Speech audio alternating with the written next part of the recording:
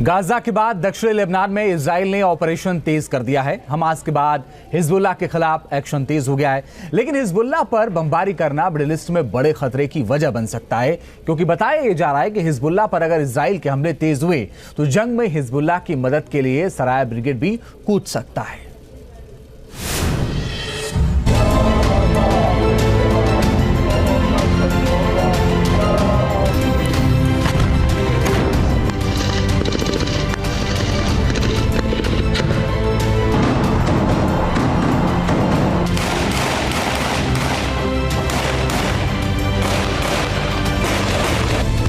क्या middle east में महायुद्ध होगा?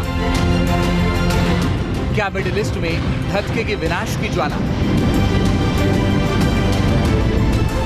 गाजा में हमास की कमर तोड़ने के बाद बदले का इंतकाम लेने के लिए इजराइल की सेना दक्षिणी लेबनान में हिजबुल्लाह के ठिकानों पर बमों की बारिश कर रही है।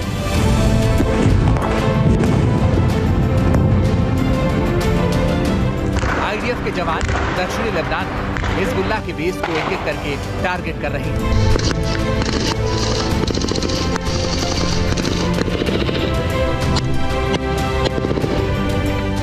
इजरायली एयरफोर्स ने 12 जुलाई की शाम को दक्षिणी लेबनान में कफ्र किला, तैयबे और खियाम में अटैक किया। ये तस्वीरें उसी अटैक की। बताया जा रहा है कि बमबारी से पहले आईडीएफ ने बिल्डिंग को चिन्हित किया, फिर प्लान बनाया और उसके बाद इतने बम बरसाए कि पूरा इलाका कब्रिस्तान में तब्दील हो गया। बताया जा रहा है कि इजराइल के अटैक में हिजबुल्लाह के 2 लड़ाके मारे गए।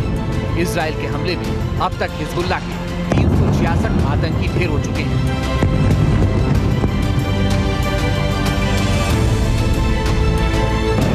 जिस तरह से दक्षिणी लेबनान में आतंकियों के ठिकानों को इजरायली एयरफोर्स टारगेट कर रही है, उससे आतंकी बौखलाए हुए हैं।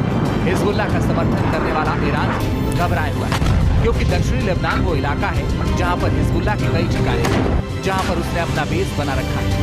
वहां इजराइल ने अपने मिसाइलों की तैनाती की है, जहां से वो उत्तरी इजराइल पर अटैक कर रहा है, आईडीएफ के बेस को निशाना बना रहा है।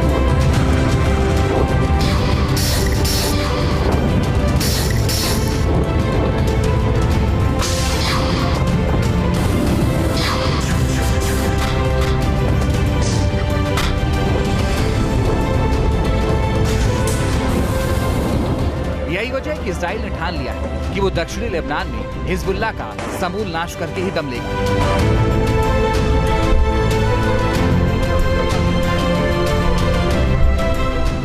यही वजह है कि अब हिजबुल्लाह और उसको सपोर्ट करने वाला ईरान परेशान है।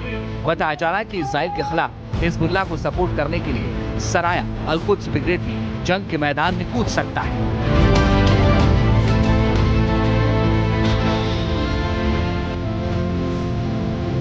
हिजबुल्लाह की मदद करेगा सराया ब्रिगेड। इजराइल ने जब से दक्षिणी लेबनान में हमले तेज किए, हिजबुल्लाह के ठिकानों पर इजराइल की बमबारी रुक नहीं रही। ईरान से सभी को घबराए हुए। जानकार बता रहे हैं कि अगर हिजबुल्लाह और इजराइल का युद्ध विध्वंसक होता है तो हिजबुल्लाह के सपोर्ट में सराया अल-कुद्स ब्रिगेड के लड़ाके जंग में कूद सकते हैं।